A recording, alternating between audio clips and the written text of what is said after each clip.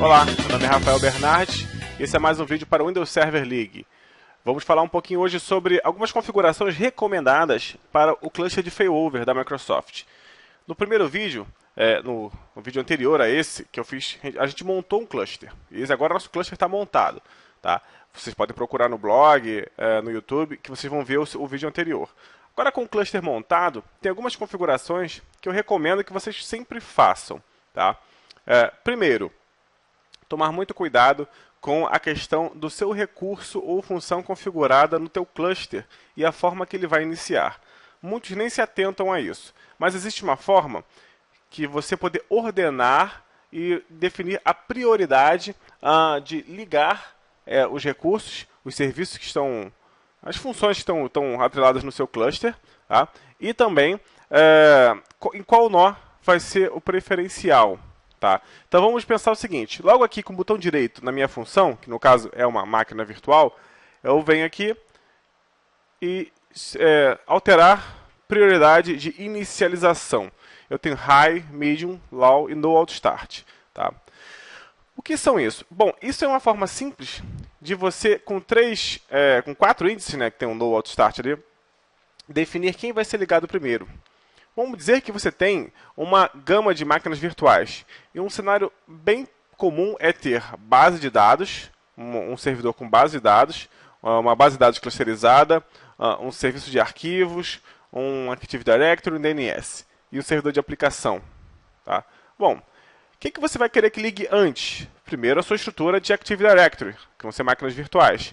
Então, você deixaria elas com High, por exemplo.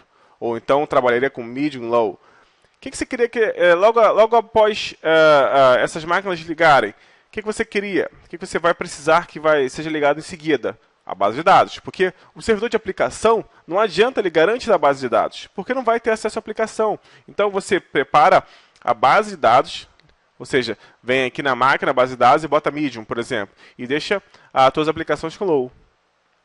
Por que isso? Porque vai fazer uma ordem para o seu sistema voltar a funcionar.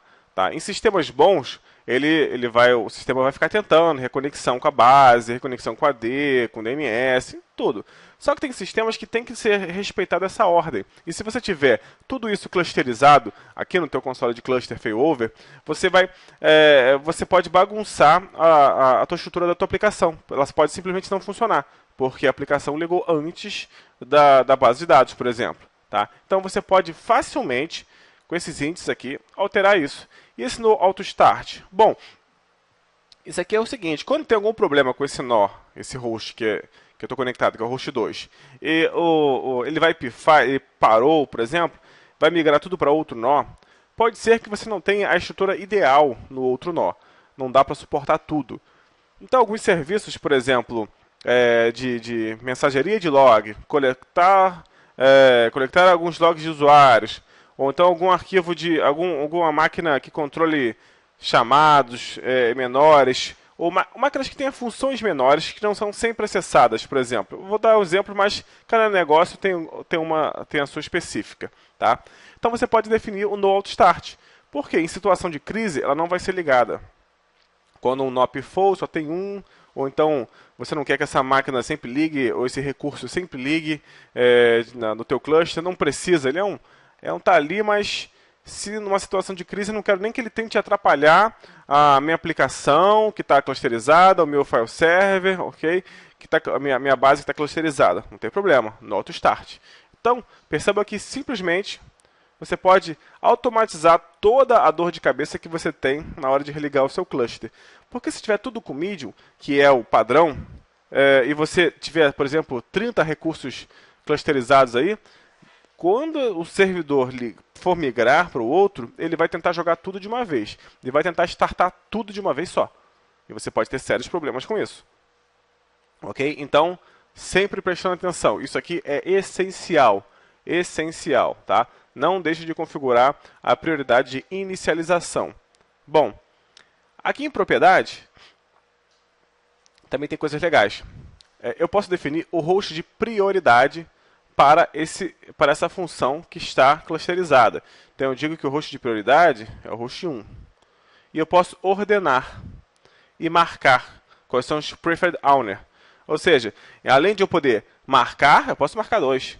Eu posso ordenar. Se você tiver 64 aqui, que é o máximo que o cluster do Windows Server 2012 permite, você vai definir, olha, os prioritários são esse. Nessa ordem aqui de ligar. Okay? E aqui de baixo, novamente, você pode definir a prioridade. Tá? Vou dar um aplicar aqui. Coloquei que é no host 1. E failover. Bom, quando acontece uma falha, tem dois itens interessantes aí, failover e failback. Quando acontece uma falha, pode ser que o cluster tente reiniciar a sua função clusterizada várias vezes, tá? Até que ele volte ao ar. Porém, se essa função for tentar várias vezes e não der certo, pode ser que você tenha alguma complicação para essa função. Porque vai encher o log, vai detonar a aplicação. Bom, então, o que você pode pensar com isso? Você pode pensar que você quer definir... Bom, caramba, se tentou voltar 3 vezes, já era, não vai voltar. Tá? Aí aqui você tem 2 opções, olha só. Máximo de falhas. Eu quero 3 falhas em 6 horas. Ou então, uma falha por hora. De hora em hora ele vai tentar religar essa tua aplicação. Ou não, bota mais, 2 falhas por hora. Tentar pifou 2 vezes em menos de 1 hora. Então, cara, deixa desligado, que eu vou ter que ver. Não liga mais de novo não, para o troço não pifar. Entendeu? Isso é uma coisa realmente básica, mas que para muitos profissionais se torna avançada, porque eu não vejo isso sendo aplicado no mercado. Você tem que pensar o seguinte: e se der problema e eu não estiver na empresa, tu vai deixar o cluster bombardeando a tua aplicação, tentando ligar, travando o servidor. Eu já vi casos que todos os nós pararam de um cluster, só sobrou um. E esse um não conseguia startar porque tinha todos os serviços com a mesma prioridade e tentando reiniciar o tempo todo. Tá? Tivemos que entrar em modo de segurança, desabilitar o auto-start de tudo do cluster, configurar para depois voltar. Ou seja, aquele servidor, uma hora ele ia pifar também, que ele não estava conseguindo subir tanto peso. Então você pode, junto com a ordem de prioridade, preferred owner, que seria proprietário preferencial, tá? Prioridade e o failover, você pode configurar essa questão de quantas falhas eu vou permitir, tá? E para quem vai, como vai, quem liga primeiro. E marquei aqui no General o host 1. Ela está rodando no host 2. Tá vendo? Host 2 marcado. Então, como é que eu faço para que, assim que possível, eu quero que esse serviço, essa função que está rodando, vá para o host 1. Ele é preferencial para o host 1. Eu defini aqui, host 1. Bom, você pode deixar imediatamente. Ok? Ou seja, então, assim que possível, vá para o host 1. Daqui a pouquinho, ela já vai tentar começar a ir para o host 1. Deixa aqui, a gente pode ficar observando ela. Ela está no host 2. Tá? Ou então, vem aqui em propriedade. Failover. Ou você pode definir o horário. Tá? Definindo o horário, por exemplo, eu quero que faça failback, sim, que volte para o host preferencial. No caso aqui é o host 1. Tá? Eu quero que volte para o host preferencial. Só que eu quero que volte para o host preferencial, por exemplo, entre 3 e 6 da manhã. 3 e 6 da manhã. Isso aqui, os dois vão até 23, tá? Os dois contadores. Então, entre 3 e 6 da manhã, ele pode fazer isso. Por quê? Vamos imaginar o seguinte. A sua empresa está rodando, suas funções estão todas clusterizadas, pifou um nó, elas foram migradas para outro nó. Só nesse tempinho, você já deu impacto para os seus usuários. Então, os seus usuários já tiveram um impacto de aplicação. Aí você vai, conserta o seu nó que pifou, liga ele. O que vai acontecer? O cluster vai tentar voltar na hora o serviço para ele. Aí dá uma lentidão de novo na tua aplicação. Às vezes você não quer passar por essa dor. Tipo, não, poxa, beleza, está funcionando? De madrugada, quando não tiver ninguém usando, volta, reordena seu cluster. Aí você vai e configura aqui. Ou você pode deixar imediatamente. O que é legal nisso? O legal é que você pode, você vai ver que você pode dar a forma para o seu cluster. Você vai pegar o teu cluster e vai seguir o seguinte, olha, você liga primeiro, você liga segundo, você terceiro, você preferencialmente nesse nó, você no outro nó. Quando dá uma confusão toda, cai um monte de nó, tal, ele se reajusta do jeito que ele consegue. E quando voltar à normalidade, ele vai voltar à normalidade automaticamente. Ele vai se autoconfigurar para você. Isso é muito legal, muito importante. Tá? Bom, para terminar esse meu videozinho, eu vou deixar uma recomendação que eu acho também essencial, que você pode rodar de vez em quando, para os seus serviços de clusterizados, suas funções clusterizadas, para tudo. E você vai aqui validar o cluster. Isso é muito importante, porque a validação não é só para ser feita na primeira vez. Tá? Você tem que fazer a validação sempre que você achar que teve alguma modificação, teve alguma alteração, para você saber se está ok, tudo ok do teu ambiente. Tá? Porque pode ser que, depois de várias modificações no teu ambiente, teu cluster não está mais validado. E o cluster é uma coisa que você tem que contar com ele. No momento que você precisar, você vai querer utilizá-lo. Então, tem que estar sempre ok. É igual o backup. Não adianta só fazer e deixar lá, tem que testar. Então, aqui a gente está testando. Vamos testar esse cluster, vamos verificar se está funcionando mesmo, se não está, se está tudo ok, validado. Okay? Para quando você precisar que ele funcione e fique legal, ele funcionar.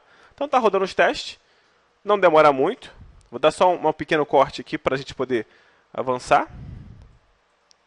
E terminou. Ele vai gerar um relatório.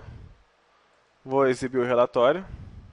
E você vai analisar os warnings que ele possa ter passado. Olha só, não deu nenhum erro. Sem erro, você já está garantido com suporte pela Microsoft, está garantido que vai funcionar. Mas pode ser que você queira fazer algumas coisas. Por exemplo, vamos dar uma olhada aqui. O que será que está...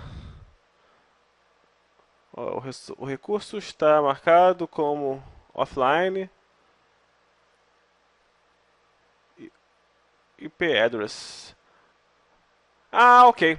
Eu só fiz um teste, isso aqui, olha, me alertando, deu mole aqui na configuração. Eu tinha configurado um recurso aqui para essa máquina virtual. Aqui em recurso, eu adicionei um IP, só que eu não configurei nada, entendeu? Ela reclamou, ó, você fez isso e não fez nada, tá? É assim mesmo. E aqui, Integration Service, olha só, não conseguiu determinar a versão do Integration Service dessa máquina. Bom, por que não conseguiu? Porque essa máquina está sem esse sistema operacional, está só na tela preta, então ele não conseguiu ver o Integration Service. Okay? Então ele não consegue saber, tá vendo? Integration Service nem Operation System. Beleza, então são duas coisas que estavam no meu controle, eu vou ver. Uma realmente me ajudou a lembrar que eu tinha feito aquilo no recurso não colocado nada. A outra é normal, porque a máquina está sem sistema. Bom, o recurso está validado. Beleza, pessoal? Então essas são dicas básicas de funcionamento do teu cluster.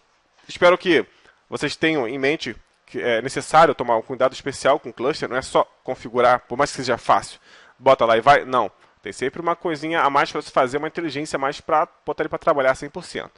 Beleza, pessoal? Espero que tenham gostado. Até a próxima.